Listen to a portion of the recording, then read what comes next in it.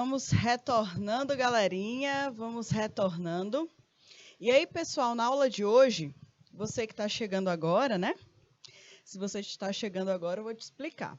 Hoje nós daremos continuidade aos nossos conteúdos de linguagem C, porém, o foco da aula de hoje é justamente falar sobre as estruturas, tá?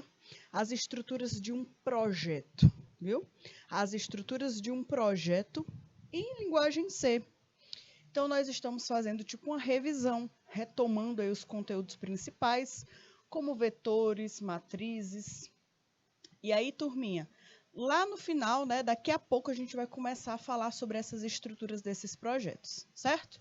Nós estamos analisando alguns exemplos, retomando aí como é que funciona a matriz, como é que funciona o vetor, como é que cria-se uma função para a gente poder conseguir ter conteúdos melhores para criar o nosso projeto, tá certo? Então, vamos dar continuidade, pessoal, nossa aula de hoje. E aí, turminha, eu vou até que voltar rapidinho para a gente discutir novamente a questão que a gente ainda estava falando, tá bom? Que essa daqui era a questão que eu tinha deixado para vocês que a gente ia dar continuidade. Então, pessoal, a discussão que nós estávamos fazendo era o que era que ia acontecer se eu digitasse o nome Ana ou o nome Pedro. Então, eu tinha colocado aqui, tinha parado no for com vocês e tinha perguntado qual era a condição de parada desse for. Vocês já me responderam, né? O pessoal de Taueira respondeu, a Hélida também respondeu, que é o número 4 e está correto, viu? Quando o nosso contador chegar em 4, ele vai parar de funcionar e ele vai sair dessa estrutura. Ou seja, a gente garante, com esse for, nós garantimos que só serão armazenados no máximo 4 valores, 4 nomes, tá bom? E aí, turma, chega no momento que eu acredito que seja um dos momentos principais, que é esse if aqui. Esse if aqui é o que faz toda a lógica de comparação entre nomes, tá? Então, observa, até agora nós criamos variáveis, criamos vetores, matrizes, pedimos para adicionar um dado no programa, guardamos esse dado em um vetor, fizemos o nosso for, porém, essa estrutura desse if aqui é nova para a gente, tá? Eu vou até apagar aqui o que tem ao redor dele, para a gente focar exatamente nessa estrutura. E aí, turminha, é o seguinte, eu quero que vocês analisem essas estruturas aqui juntinhos comigo. Aqui, pessoal, nesse if, nós temos uma função que se chama strcmp. str, tá? strcmp. Essa função, a gente conversou sobre ela várias aulas atrás, quando nós estávamos falando de manipulação de strings. Sabe aquela função que eu sempre falei para vocês que ela era ótima para comparar senha e para comparar login de usuário? É exatamente isso que essa função faz, essa strcmp. Ela compara um nome a outro. Ela dá o retorno se 2 nomes são iguais. Então, ela vai analisar a sequência de caracteres. Então, essa lógica aqui está fazendo isso. Ele vai e faz o seguinte, olha, se o vetor, no caso, se o local que tem a nossa matriz, olha aí, se a matriz no índice 0, por exemplo, se a matriz que está armazenada lá no índice 0 e que ela tem, por exemplo, e que ela tem um outro nome que ela quer comparar, que está lá no vetor nome, então ele está comparando, né, o valor que tem aqui no count, na list. Deixa eu fazer aqui, deixa eu apagar aqui novamente, que eu acho melhor. Olha aqui. Então, aqui nós temos, né, a função strcmp e está fazendo o seguinte, olha, eu vou pegar um valor que tem lá na minha matriz list e vou verificar se esse valor que tem lá dentro é igual ao valor que tem lá no meu vetor nome. Tá bom? Então, lembre-se que a list já tem os valores armazenados. Aqui nós já temos os nomes que esse programa aceita como verdadeiro. Então, só quem pode entrar nesse programa aqui é o Carlos, a Ana, o Pedro e o André. Somente eles 4 que podem entrar nesse programa. Então, essa lista aqui, ela já tem os nomes pré-definidos, como se fossem os nomes já cadastrados. Esse nome aqui é o que você, usuário, digita. Aqui é o nome da pessoa que está usando o programa. Então, se eu coloquei o meu nome, Amanda, o meu nome Amanda vai estar guardado aqui dentro, ó. Aí ele faz o quê? Ele fala assim, ó, função strcmp, pega o nome que foi digitado agora e compara com o primeiro nome ou com todos os nomes que estão na matriz list. Certo? Se for a comparação for igual a 0, ou seja, ele aqui está definindo o seguinte, se elas forem iguais, tá? Se for igual a 0, se não tiver nem nada diferente, ele vai liberar para a pessoa entrar. Tá certo? Agora, se não for igual, né? Se for diferente, né? Aí você vai receber uma outra instrução. Então, olha aqui. Ele aqui está comparando se os dois nomes são iguais. Se os dois nomes forem iguais, ele vai receber o valor 0. Aí ele fala o seguinte, olha, agora você pode colocar dentro da variável entrar o valor de 1. Se os dois nomes forem iguais, a variável entra recebe 1. Aí ele tem um if aqui embaixo de comparação. Se a variável entra for igual a 1, então você pode entrar. Se não for igual a 1, ou seja, se for qualquer outro número diferente de 1, automaticamente o programa já sabe que você não pode entrar. Tá bom? Ok? Então, pessoal, essa estrutura aqui é uma estrutura de comparação de logins.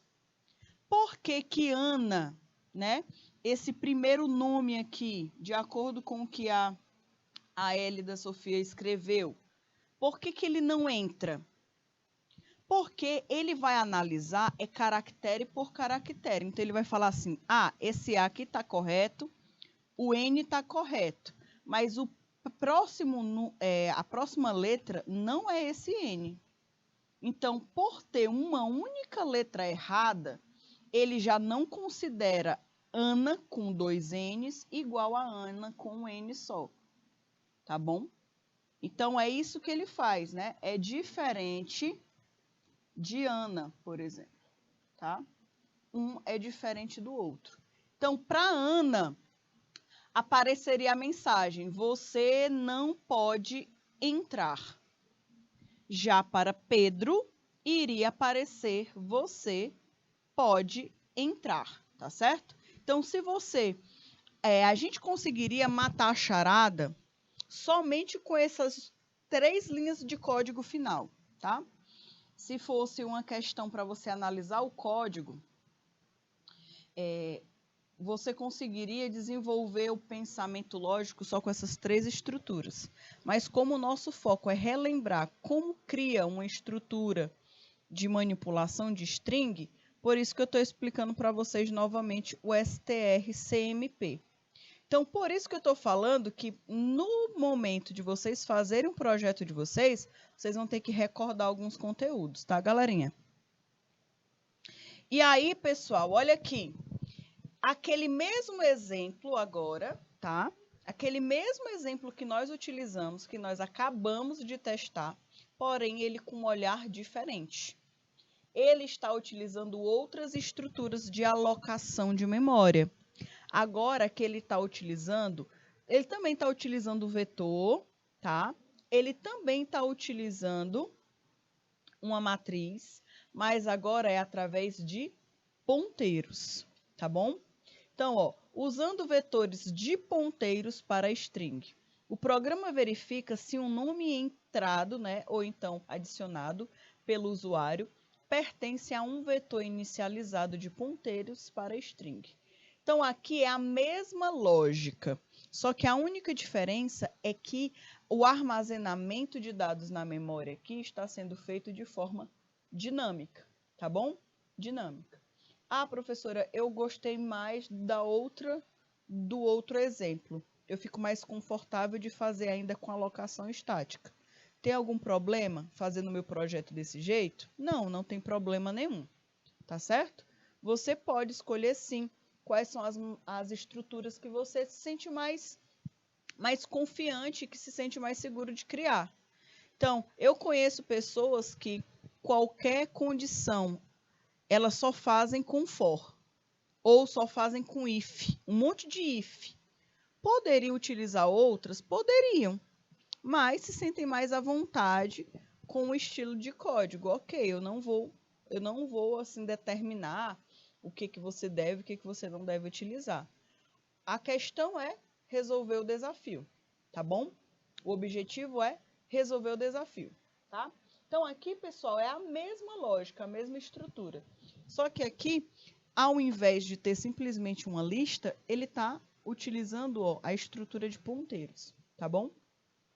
É a mesma entrada de dados, é o mesmo armazenamento de dados, é o mesmo contador, é a mesma função, olha aí, ó, função igual, é a mesma condição, é tudo, o restante é tudo, mas tudo igual. Porém, a única diferença é que aqui não tem a preocupação com o tamanho da string, tá? Porque como é alocação dinâmica de memória, com o passar do tempo, né, quanto mais o programa necessita, mais ele vai liberando espaço de memória, tá? Então, é a mesma estrutura, só muda como é que essa matriz ela foi declarada. Foi declarada como uma matriz dinâmica e não estática. Tá bom? E aí, pessoal, eu trouxe para vocês essa estrutura para vocês visualizarem com outros olhos, né? Para vocês entenderem um pouquinho mais como é que esses nomes, eles ficam armazenados dentro de uma memória. E aí, qual é a principal diferença entre um vetor normal e um vetor de ponteiros? Observem aí essas duas figuras. É a mesma sequência de vetor, são os mesmos vetores, tá? Com os mesmos nomes, porém o de cima tem uma diferença do de baixo. Aí do ladinho está falando assim, ó, desperdício de memória. E um pouquinho mais embaixo está falando inicialização de um vetor de string versus um vetor de ponteiro para string. Aí tem uma grande diferença. De já, pessoal, é o seguinte. Quando nós criamos um vetor ou uma matriz, a gente precisa definir qual é o tamanho, viu? Então, eu tenho que definir, a minha matriz terá 4 linhas e terá 5 colunas, por exemplo. Então, eu já tenho que definir esses valores de alguma forma. Isso é positivo, porque você consegue controlar a quantidade de informações que você guardou, está guardando, ou a quantidade de memória que você está definindo para aquele programa. Porém, o ponto ruim de você criar um programa que vai armazenar, por exemplo, o cadastro de alunos de uma forma limitada, é que se a quantidade de alunos aumentar, você vai ter que modificar todo o teu código. Então, imaginem que uma escola chamou vocês para fazerem um cadastro dos alunos da escola. E a escola, você chegou para a escola e perguntou, olha, nós queríamos algumas informações sobre como a escola funciona, qual a quantidade de alunos que vocês possuem hoje? Aí você começou a fazer várias perguntas. Aí, quando você foi criar o programa, você fala, a escola tem 50 alunos. Então, quando eu for criar o vetor ou a matriz para cadastrar os alunos, eu vou criar uma matriz de tamanho 50. Olha aí, que legal. Tem 50 alunos, eu vou ter 50 posições. Não, mas eu vou fazer o seguinte, para não ter nenhum tipo de problema, né? Vai que abre aí mais vagas, eu vou deixar 55 vagas. Porque caso entre mais 5 alunos, né, no ano que vem, já tem lá a quantidade correta. Aí você fez todo o teu código lindo e maravilhoso, perfeito, fez tudo. Show de bola. Só que na primeira semana de funcionamento, a escola te liga e fala, ei, o programa parou de funcionar. Não está cadastrando mais ninguém, não está dando certo mais nada. Deu um bug aqui. E aí você vai atrás de resolver o problema e você descobre que a escola que só tinha 50 alunos, que o máximo que você tinha deixado para ela crescer foi 5 alunos, né? Só praticamente aí uma quantidade mínima. Ao invés de ter 50 alunos, passou a ter 200 matriculados. E aí, o que é que você vai fazer? Um conserto rápido, simples, que você poderia fazer, você vai ter que bater cabeça, porque o teu código foi todo estruturado para um vetor de 55 posições. Aí você pode parar e perguntar, professora, mas eu tenho que adivinhar agora, adivinhar o quanto que o meu cliente pode ou não crescer? Não, você não precisa adivinhar, né? Porque aqui no caso da informática, como é tudo voltado para matemática, nada é adivinhação, tudo é cálculo mesmo, tá? É lógica. Então é o seguinte, é por isso que existe então as estruturas dinâmicas. É por isso que existe variável dinâmica. É por isso que existe vetor dinâmico, matriz dinâmica. Por quê? Porque, pessoal, de acordo com a necessidade, ela vai expandindo o tamanho. Você tem essa possibilidade de expandir o tamanho de acordo com que o código vai percebendo que é necessário crescer. Isso é o legal, tá?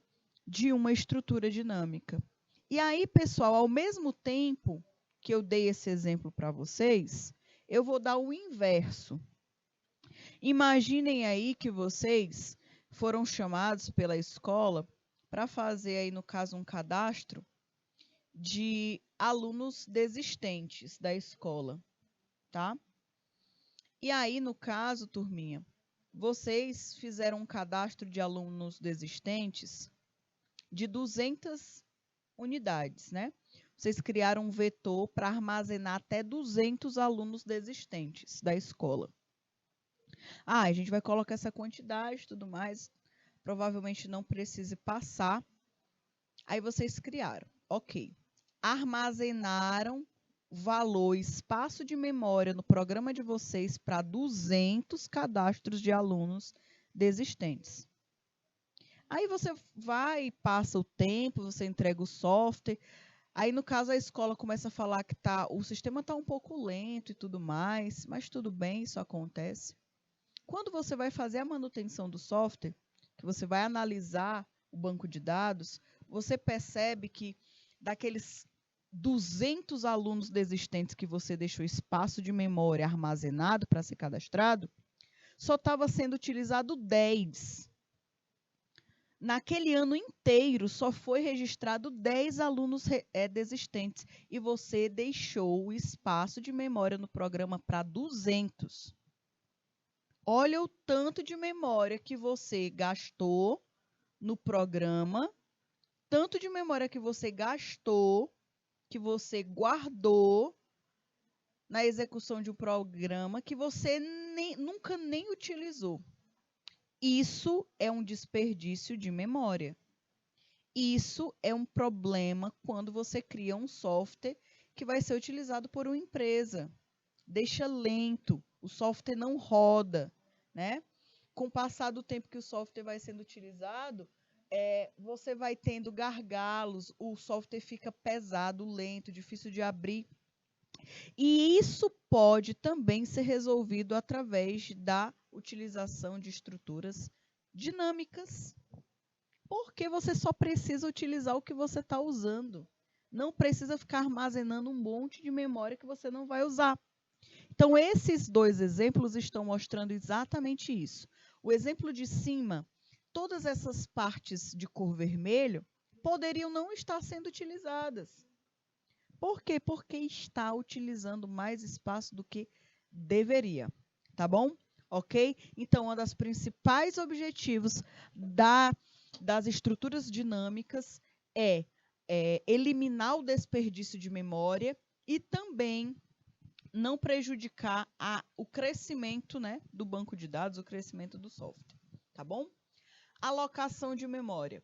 Quando declaramos uma variável, pessoal, o compilador ele aloca um espaço na memória suficiente para armazenar os valores do tipo da variável.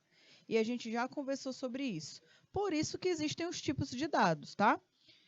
Um tipo de dado inteiro, ele não guarda a quantidade de memória que um tipo de dado float guarda. São tamanhos diferentes, são espaços de tamanhos diferentes, certo? Então, é por isso que a gente precisa ter atenção com o tipo de dados que a gente utiliza. Então, aqui, ó, nesse caso, essa declaração, ele aloca um espaço para um inteiro. Já nessa declaração aqui nós estamos criando um vetor que vai guardar a memória suficiente para guardar 10 espaços para char. E olha aqui, aloca um espaço para um endereço. Então, a gente começa a observar aí as diferenças, certo? Alocação dinâmica. Modos de alocar espaço em memória. Nós temos aí estaticamente, né? Que no caso é a alocação estática. Nós temos as variáveis globais. O espaço reservado para uma variável existe enquanto o programa estiver sendo executado. Então, normalmente, tudo que fica guardado na memória RAM do computador é tudo volátil. Enquanto tudo está rodando, está ali, funcionando a memória. Quando o programa para de funcionar, quando o programa é desligado, é encerrado, tudo que estava guardado naquela memória RAM é resetado, né? Nada fica lá guardado. É igual o que acontece com os nossos programas. Quando você roda um programa, por exemplo, digite o seu nome, e aí você digita o teu nome, e o teu nome está sendo guardado dentro de uma variável. Se você fechar o programa e abrir ele de novo, aquela variável nome está zerada. Não tem mais nada lá dentro, viu? Então, isso é que acontece com os espaços de memória. As variáveis globais, elas podem ser utilizadas ao decorrer de todo o programa, tá? Global, tá? Geral, geralzão. Então, ela pode ser utilizada em diversos lugares dentro de um código. Já as variáveis locais, que quando você cria uma função, você cria uma variável dentro da função, aquilo ali normalmente é uma variável local, só pode ser usada ali dentro, tá bom? Não pode ser utilizada em toda a estrutura do código. O espaço existe enquanto a função que declarou a variável estiver sendo executada. Então, essa daqui também é uma outra diferença das variáveis globais e locais. Isso tudo aqui é um nível estático, tá bom? Já de nível dinâmico, requisitar a memória em tempo de execução. Então, ele só solicita aquela memória no tempo que ela será executada. Enquanto ela não for executada, ele não precisa ficar cobrando a memória para guardar algo que ela não vai ser utilizado. Tá? Espaço alocado dinamicamente permanece reservado até que seja explicativamente, né, explicitamente pelo programa desejado, tá? Que não então ele só vai guardar a memória só e somente só quando for explícito para o programa. Olha, é agora, eu preciso dessa memória agora. Aí ele libera. Ainda falando aí de alocação dinâmica de memória, Uma das funções básicas que nós estamos utilizando e que nós iremos utilizar bastante no nosso projeto é a função básica para alocar memória, que se chama malloc, tá? Essa função malloc, ela está dentro da biblioteca stdlib.h, tá? Então, quando você for criar alguma estrutura que tem o nome malloc e der algum erro, lá no malloc, você vai olhar se a biblioteca stdlib.h foi declarada, porque se ela não tiver sido, não funciona, tá bom? E essa daqui é a estrutura de como é que nós criamos a função malloc. Na verdade, como é que a gente utiliza ela? Normalmente, ela recebe como argumento um número inteiro, sem sinal, que representa a quantidade de bytes que se deseja alocar. E aí, normalmente, ela retorna o quê? Ela retorna o endereço inicial da área de memória alocada, tá bom? Então, é isso que ela faz. Ela pega a quantidade, um valor, da quantidade de valor de bits que você quer deixar armazenado, e aí ela devolve o endereço, tá? O endereço onde aquilo estará sendo alocado. Outro ponto, tá? Que é a quantidade de memória necessária. Aqui nós temos mais um exemplo do que é um malloc. Então, nós temos aqui a declaração de um ponteiro, o ponteiro do tipo int com o nome v. E aqui eu estou falando o seguinte, olha, ponteiro v, você vai apontar aí, ó, certo? Para essa realidade aqui, ó. Se a alocação for bem sucedida, V vai armazenar o endereço inicial de uma área contínua de memória, suficiente aí para armazenar 10 valores inteiros, cada um de 40 bytes, tá bom? Então, aqui ele vai armazenar essa quantidade, tá? 40 bytes de memória. Ainda falando sobre a função malloc, pessoal, o uso dos comandos sizeof é outro comando que também nós utilizamos junto com a função malloc. O uso dos comandos sizeof para ter independência de plataforma de desenvolvimento. Então, aqui nós temos um exemplo, tá? Função malloc retorna um ponteiro genérico para qualquer tipo representado aí por asterisco void. Faz-se a conversão para o tipo apropriado usando o operador de molde de tipo cast. Então, vamos lá. Pessoal, aqui eu estou falando que o meu ponteiro vai receber o seguinte, vai receber um endereço de memória que é capaz de armazenar um inteiro, né, com o tamanho 10, tá bom? De 10 bytes. É isso que está acontecendo nessa instrução, certo? E aí, pessoal, ontem eu até mencionei para vocês alguns erros comuns que podem acontecer quando vocês forem criar uma estrutura de alocamento dinâmico de memória, que existem erros muito comuns que podem acontecer. Se não houver espaço livre, esse espaço livre aqui é um dos principais problemas. Se não houver espaço livre suficiente para realizar a alocação de uma função malloc, retorna um endereço nulo. E é representado pelo símbolo de null. Então, o próprio programador, ele já precisa falar para o programa isso. Olha, se não tiver memória suficiente aí, para você armazenar todas essas informações, você vai se antecipar e você vai guardar aí, vai mostrar o símbolo null, tá? De nulo. É uma boa prática de programação testar se a alocação foi bem sucedida para evitar erros de execução, tá bom? E aí, turma, se existe o problema de espaço de memória, na alocação dinâmica pode acontecer esse erro, nós temos que ter uma carta na manga. Nós temos que ter um mecanismo para liberar espaço. Então, nós utilizamos o quê? Uma função que se chama função free, tá? Para liberar o espaço de memória alocado normalmente dinamicamente. Por que a gente precisa se preocupar com isso? Vocês se lembram que ontem eu conversei com vocês que toda vez que nós estamos utilizando uma variável estática, quem é responsável por ela é o compilador? É o compilador que vai atrás de como é que ela vai ser armazenada, é o compilador que fica responsável quando ela não for mais armazenar nada. E aquele valor deve ser, né, retirado e a variável deve ser, no caso, liberada, resetada. Então, turma, olha aqui,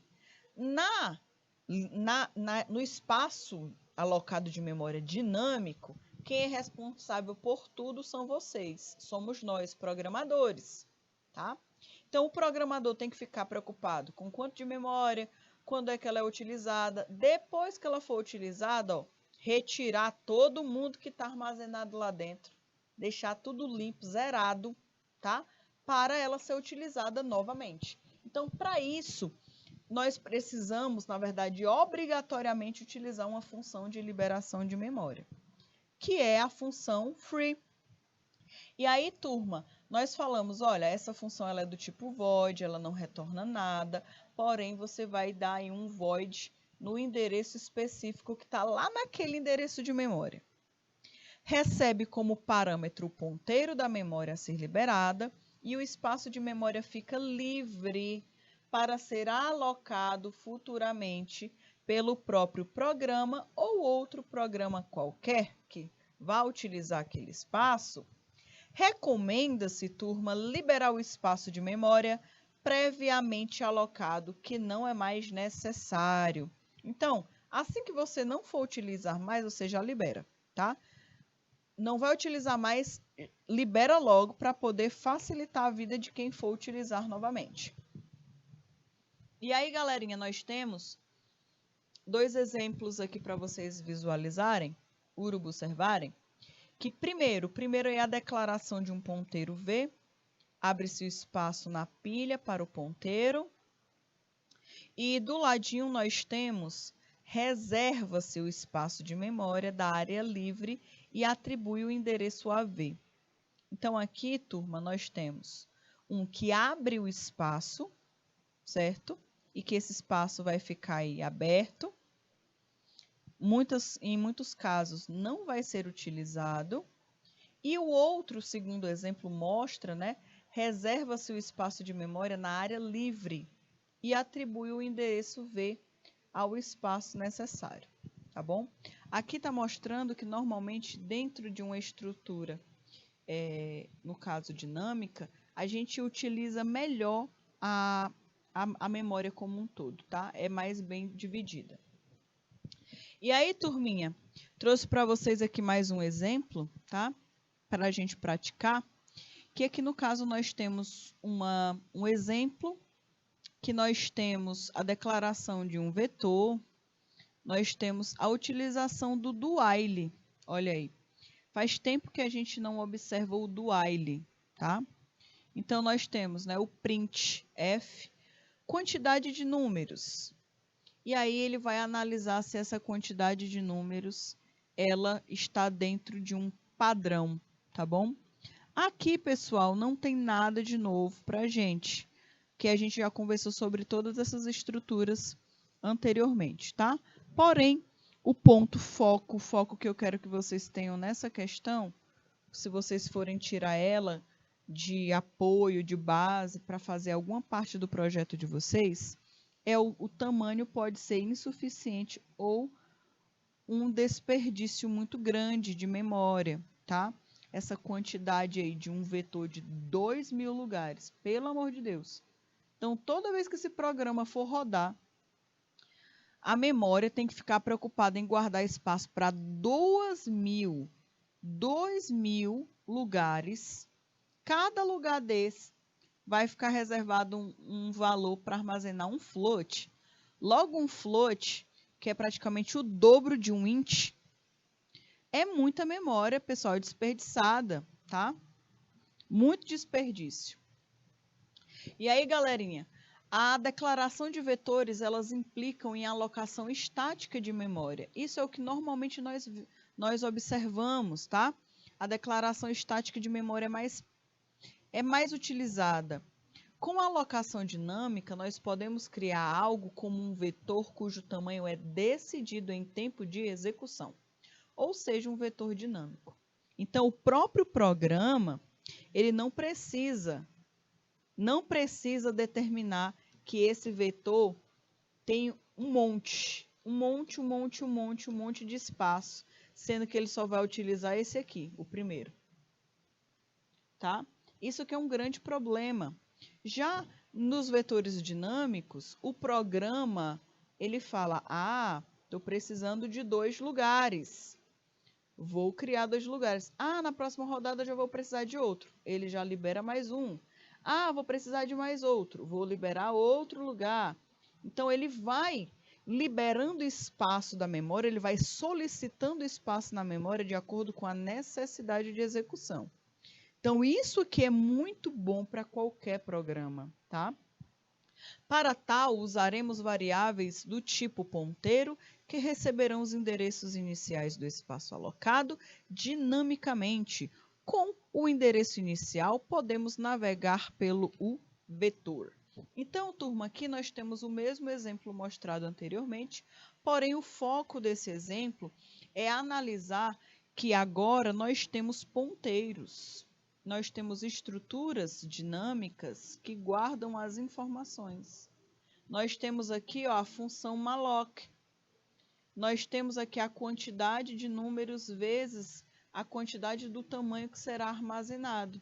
Então, ele pega a informação, turma, do próprio contador. Ele já vai pegando a informação do próprio contador e, de acordo com a quantidade de ciclos, ele vai entendendo que se ele precisa adicionar mais um valor ou não, tá bom? Vamos aí seguir em frente. E aí, pessoal, eu trouxe também para vocês a função realloc, tá? Podemos mudar o endereço de memória previamente de alocado para a forma dinâmica. Para isso, podemos utilizar a função realloc, tá? Que a gente pode também chamar de void. A declaração dela funciona desse jeito aqui, ó, void asterisco realloc, tá bom? Normalmente ela recebe o endereço do bloco de memória alocado previamente e também recebe os argumentos de números. O objetivo dela é que ela retorne o endereço inicial da área de memória alocada. Isso aqui, em algum momento, pode ser utilizado, pode ser útil para o programador. Só estou mostrando a função realloc para vocês entenderem que é possível, sim, realocar um valor anterior, tá bom? Aqui nós temos alguns exemplos da função realloc e ela tem a mesma estrutura da malloc. Olha aqui, ó, a mesma estrutura. O que muda mesmo, a sintaxe é a mesma. O que muda só é o nome, tá?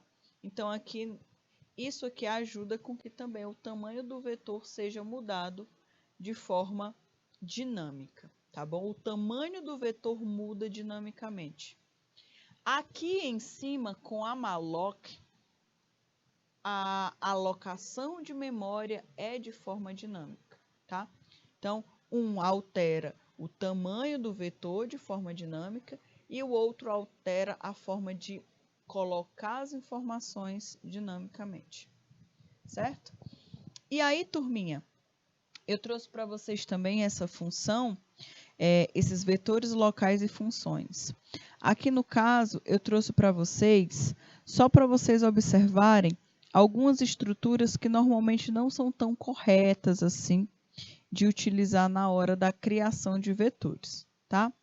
Eu gosto muito mais de definir os tamanhos dos vetores, o tipo dos vetores, principalmente no início, quando a gente está aprendendo. Então, assim, a alocação dinâmica de memória é um conteúdo que vocês precisam aprender pelo menos a teoria, tá? A teoria, pelo menos. Na hora da prática, no início, eu oriento que vocês utilizem mesmo a alocação estática, tá bom? A alocação dinâmica é bom porque vocês já aprendem, sabem o que é, entendem qual é o conceito, entendem como funcionam as estruturas, vão saber diferenciar o que é um ponteiro, o que não é um ponteiro. Vão diferenciar o que é uma variável que guarda um valor e uma variável que guarda o endereço. Isso é importante. Mas no projeto de finalização da disciplina, vocês não vão precisar utilizar ponteiros, tá bom? A estrutura que eu vou trazer para vocês, os exemplos que eu vou trazer para vocês, que a gente vai olhar daqui a pouco, o foco deles é a utilização de memória estática, tá bom? Variáveis normais, vetores normais. E aí, caso alguém queira fazer com ponteiro, fica livre para fazer com ponteiro. Se não, não precisa. Pode fazer normalmente com estruturas estáticas, tá certo? Nesse primeiro momento, ok? Para acalmar mais o coração de vocês. Porque tem gente aí que já está com o coração palpitando forte. E aí, turminha, nós temos o seguinte. Nós temos aqui, mais uma vez, a declaração de alguns vetores, a declaração de alguns ponteiros. Aqui, só para relembrar vocês que nós podemos sim fazer cálculos e operações matemáticas com vetores, certo? Lembrando que essas expressões matemáticas que estão acontecendo aqui, ó, vocês podem achar estranho. Vetor U, índice I, vezes vetor V, vezes índice 2, né? O que está acontecendo aqui? Lembrando, eles irão pegar os valores armazenados nessas posições e esses valores armazenados nessas posições é que eles irão utilizar para fazer as operações matemáticas. Então, se dentro desse vetor aqui, ó, tiver o número 4, e dentro desse vetor aqui tiver o número 2, então o cálculo será 4 vezes 2, por exemplo. Tá bom? Então, tenham bastante cuidado na hora de analisar vetores que utilizam essas estruturas de expressões matemáticas, tá bom? E aí, pessoal, aqui está mostrando como é que a gente consegue criar uma matriz de forma dinâmica. Eu vou mostrar essa estrutura para vocês de forma teórica, mas lembrando, no nosso projeto nós não vamos utilizar essas estruturas de matrizes dinâmicas, tá certo? Deve-se usar aí um ponteiro para ponteiro. É um ponteiro de ponteiro, né? É um local, é uma variável que está apontando para outra variável que está armazenando um endereço de dados. Pode-se pensar em uma matriz dinâmica como um vetor de ponteiros, tá? Então, imagine aqui um vetor onde eu tenho vários lugares e aqui os valores não são valores, são endereços de onde outros valores estão. Que doideira, né? Então, imaginem, está acontecendo exatamente isso aqui, ó. Aí aqui aponta, aqui aponta, aqui aponta para outro lugar. Que está sendo apontado para outro lugar. Tá? Piscar aqui só para vocês terem uma noção do desenho. Que para mim eu acho mais fácil entender com desenho. Então, olha aqui, dessa forma, colocar aqui X, Y, Z, W. E aí, galerinha, você vai manipular isso aqui. Só que aqui nós não temos valor nenhum, nós só temos o endereço, tá? O valor está em outro lugar. É assim que os ponteiros funcionam. Só para lembrar vocês. Então, cada elemento do vetor contém um endereço inicial de uma linha da matriz. Para alocar uma matriz com malloc, é preciso fazer a alocação de um vetor de ponteiros, tá? E aqui tem um exemplo para vocês, que eu acho melhor a gente compreender essas estruturas com desenhos do que com muitos códigos. Olha aqui, nós temos aqui um ponteiro de ponteiros, ou seja, um ponteiro que aponta para uma matriz. Aqui nós temos uma estrutura de memória, certo? Uma estrutura de memória. E aqui está falando, olha, é o seguinte, esse endereço aqui, ó, de memória, ele está apontando para determinado valor, certo? Para determinado vetor. É isso que está acontecendo, tá? De uma forma resumida, o ponteiro de ponteiros é um vetor que aponta para um endereço de memória. Certo? E aqui, pessoal, eu trouxe para vocês alguns exemplos. Esses exemplos aqui, mais uma vez, eu só quero que vocês foquem na estrutura de como o malloc é utilizado. Foquem aqui nessas estruturas. As outras a gente já conversou, a gente já revisitou o conteúdo. São prints, é um for, é um scanf, é uma função main. A gente não precisa focar nisso mais agora, tá? Preciso que vocês vejam a estrutura do malloc. Como é que o malloc é criado, tá bom? Essa instrução aqui é preciso que vocês tenham registrado. Mesmo que vocês não forem utilizar no projeto, mas é importante que você guarde essa informação, tá bom? Ok? E aí, pessoal, nós temos mais um exemplo. Nesse caso aqui, nós estamos criando uma função, tá? Aqui é a criação de uma função. Está sendo criado aí uma função libera matriz, que o objetivo dessa libera matriz é uma função que libera a matriz. E aí, galerinha, nós temos, né, os argumentos, nós temos aí um vetor de ponteiros e nós temos, no caso, uma variável linhas, tá? Aqui nós temos a função que libera espaço de memória, libera depois do vetor de ponteiros, e aqui no caso ele libera a primeira, né, libera primeiro cada vetor linha. Então a gente percebe que para determinada coisa, né, determinado local, nós utilizamos a função free para liberar de uma forma diferente. Então aqui ele libera tudo, free match, né? Libera aí a matriz como um todo. Já aqui, essa programação, ele está liberando um quadradinho por vez, tá certo? Aqui, pessoal, são alguns exemplos que nós temos, tá? E aí, galerinha, eu trouxe para vocês aqui um erro de execução, para a gente analisar um pouquinho esse código, para a gente tentar identificar os erros, certo? Um erro que é muito comum que pode acontecer nos programas, que vocês precisam ficar atentos na hora de criar o projeto de vocês, é a abertura e o fechamento das chaves.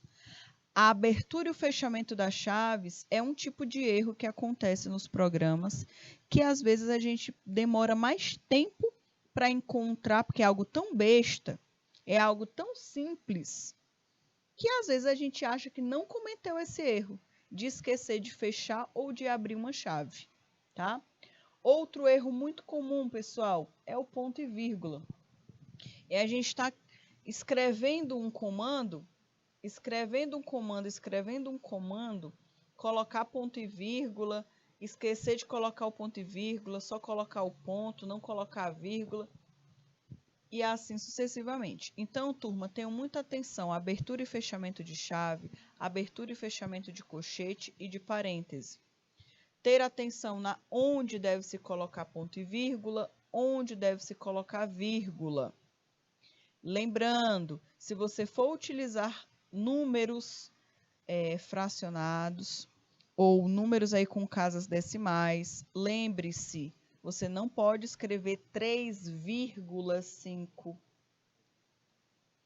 Você precisa utilizar 3,5, tá bom? Isso aqui é outra coisa que faz a gente errar na hora de escrever um programa na linguagem C. Porque acontece sim vários e vários erros de programação na hora da execução do programa. Tá bom? Aqui, pessoal, estou mostrando para vocês uma estrutura de como deve ser criada uma matriz de forma correta, tá? Adicionando parâmetros da forma correta, determinando o tipo do vetor, tendo atenção de como vocês devem criar a instrução do for. Lembre-se, olha, cuidado com o for. Qual é a condição de parada? Será que eu estou fazendo a condição de parada correta? Será que eu estou utilizando a pergunta correta? Tem que ter atenção. Na hora de determinar uma matriz, eu estou determinando o tamanho da minha matriz do tamanho correto, quantidade de linhas que são necessárias, a quantidade de colunas, precisa ter muita atenção com relação a isso também, tá bom? E aí, pessoal, eu trouxe para vocês alguns exercícios, e esse exercício eu quero que vocês façam comigo e posteriormente eu vou trazer para vocês o modelo do projeto. Bom, faça um programa que leia uma matriz de 3 por 6. Então, aqui 3 por 6. Quando a gente ler 3 por 6, a gente imagina o quê? 3 linhas e 6 colunas, por exemplo. E depois calcule e imprima um vetor com 6 posições, sendo que cada posição do vetor conterá a soma dos elementos de cada coluna da matriz, tá bom? Então, é como se fosse isso daqui, ó. Eu vou criar uma matriz que eu tenho 3 linhas e eu tenho 1, 2, 3, 4, 5 e 6 colunas, tá? Posteriormente, eu vou criar um vetor também com 3 linhas. Aí, o que que esse vetor aqui vai receber? Ele vai receber a soma de tudo isso aqui, ó. Então, pode ter aqui a informação 6, 4, 2, 1, 1, 1, por exemplo. 6 mais 4, 10, 12, 13, 14, 15. Então, aqui ficaria armazenado o valor 15, porque foi a soma de todos, né? De todos os valores que estavam na coluna inicial da minha matriz. Então, é isso que o programa quer que seja feito. Faça um programa que leia uma matriz 3 por 6 e depois calcule e imprima um vetor com 6 posições, sendo que cada posição do vetor contém a soma dos elementos de cada coluna da matriz. Tá bom? Ok? Então, turminha, esse aqui será um dos exemplos. E aí eu quero que vocês analisem. Observem esse código. Desse código, eu quero que vocês identifiquem o seguinte: o armazenamento desse código, o armazenamento das informações. Primeira pergunta, tá? Primeira pergunta. Observando esse código, está sendo utilizado que tipo de armazenamento? Estático ou dinâmico? Essa é a primeira pergunta. A forma de armazenar as informações aqui está sendo de forma estática ou dinâmica? Essa é a primeira pergunta, tá? A segunda pergunta para analisar esse código, galerinha, eu quero saber se está sendo criado uma matriz estática ou uma matriz dinâmica, tá? Outro ponto que eu quero saber, segunda questão no caso, qual é a condição de parada? Qual é a parada? Né? Qual é a parada desse código? Quando é que esse código vai parar de rodar? Tem que ter alguma condição de parada, tá certo? Essas daqui... Ah, e outra coisa. Eu quero saber com vocês se vocês conseguem encontrar o tamanho do malloc, tá? Se vocês conseguem encontrar o tamanho aí que vai ser definido pelo malloc, o tamanho dos vetores. Essa daí é a terceira pergunta. Qual será o tamanho do vetor utilizado aí pelo malloc? Tá bom? Então, eu vou deixar essas questões aí para vocês. Se essa informação está sendo armazenada, uma informação estática ou dinâmica, qual é a condição de parada desse programa e qual é o tamanho do vetor, tá? Que ele está recebendo através do malloc. Tem que ter algum valor aí que está sendo definido pelo malloc para ter o tamanho do vetor correto, tá bom? Eu não vou cobrar vocês aqui que vocês saibam de já criar todas essas estruturas estáticas e dinâmicas, como eu falei para vocês. Na verdade, esse aqui é um dos últimos conteúdos que normalmente são estudados em qualquer linguagem de programação, tá? E ele aqui a gente precisa mastigar um pouquinho mais esse conteúdo para a gente ter um pouquinho mais de domínio, tá bom? Então, mas pelo menos identificar essas estruturas eu preciso que vocês consigam fazer, tá bom? Entendam aí, será que isso aqui é dinâmico ou é estático? Tem um símbolo, pessoal, tem um símbolo, um caractere especial, que se você bate o olho no código, você sabe se esse código está utilizando armazenamento dinâmico ou estático. Só com um caractere especial. Bateu o olho, encontrou esse caractere especial em uma variável, a gente já consegue identificar se o armazenamento é estático ou é dinâmico.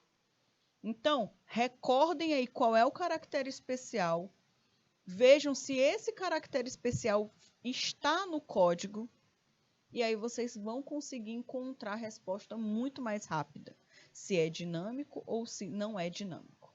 Tá certo? Ok? Pessoal, vamos ter um intervalinho rapidinho entre uma aula e outra, e já já a gente retorna, galerinha.